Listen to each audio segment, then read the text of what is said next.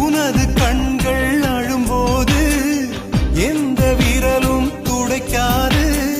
பிறரை நம்பி நீயும் நின்றால் வந்த பாரம் தீராது. இன்று வந்த ராஜாக்கள் நேற்று என்ன செய்தார்கள்? தோல்வி வந்து தீண்டும் போது தன்னை நம்பி வாழ்ந்தார்கள். கோடு அது நீள புது கோலம் பிறக்கும், மேடு அதில் ஏறும் நீர் வேகம் எடுக்கும். சோகம் அதை வென்றால் ஒரு சக்தி கிடைக்கும். பாதை சில போனால் பல பாதை திறக்கும். நேற்றை மறப்போம், நாளை ஜொலிப்போம், இன்று ஜெயித்திருப்போம்.